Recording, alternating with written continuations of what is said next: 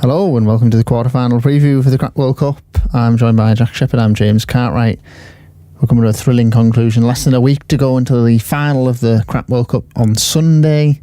So the first game we've got coming up in this quarter-final roundup is Mongolia versus Mauritius. And I was just sat in the car thinking about this fixture, and I thought I could see it genuine reason why the holders of this competition are going to go home today.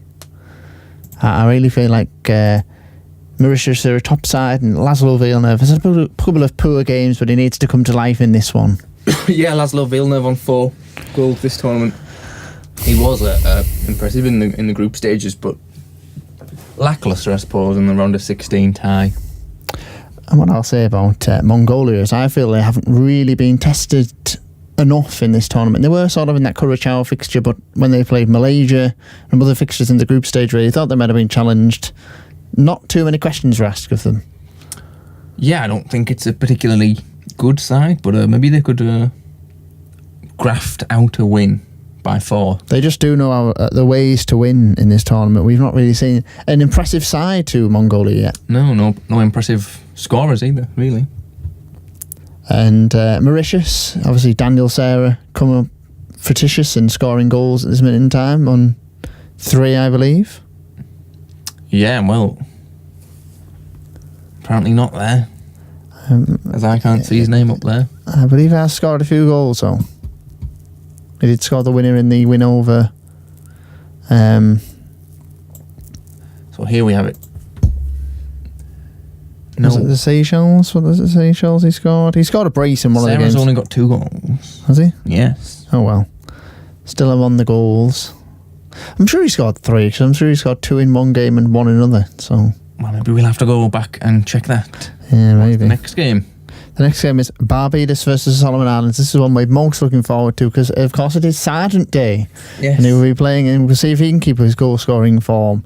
He's got 4 currently. Yes. Just trailing Kurbanov by a couple. Fantastic player is Andy Sargent, and it will be fantastic to see him drag his Barbados side potentially into the semis. I mean, people are looking at this Barbados side to go on and win, and they've had numerous good halves of football. The only bad half of football there was when they lost 2-1 to Malaysia and fell away in the second half, but they started that game very well with Sargent's opener to open the Crap World Cup scoring. But their opponents today, Solomon Islands, I think are going quietly about their business. Not many people knowing them. They got the good win over Finland, and then they grafted out that 2-0 win, extra time win. I think they could shock people in this tournament. And with Tatori, he's also on 4 goals, just like Sargent. That could be a goal fest. They could be. Between 2 island nations, I look forward to that one. Our third fixture is, of course, Cambodia versus Lithuania. Lithuania getting through with that late strike and extra time from Novi Kovas. But Cambodia, a solid side as well. Yes, Garapano, the top scorer for them on 3. He's not been as prolific as he would have liked, but he's up there. And Alara, he's on 2. And Lithuania, I feel like they have a good side. They have Cernic on the wing. They have, Novi Kovas really came to life in that second half and that extra time period to dump out a good Brunei side. And I feel like we haven't seen the best of Lithuania yet. And they're going to be a side to watch if they can get through this game. Yeah, they've not been scoring too much. Need to get a bit more.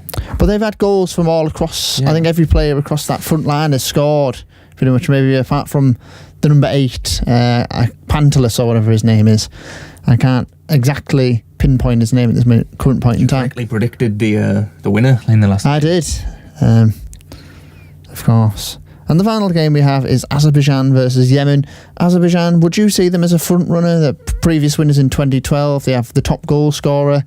They managed to get that shock win over Bolivia, but that proves they can beat. If you can beat Bolivia, you can beat anyone in the tournament. Yeah, Azerbaijan, my clear favourites now, I think. Would you say so? Yeah. Even though they had a couple of poor games in the end of the group stage, and if they were to perform like that against any of these sides, they will probably be going home. But the thing I will say is probably they've got the most favourable draw out of all of them, because Yemen are quite a poor side, and I'm not really sure how Yemen are even in the quarterfinals, to be honest. Right, well, we'll end it on that note there. Why are Yemen in the quarterfinals? So we'll see you. Because they came back to win against... in a couple of minutes. Where? For quarterfinals.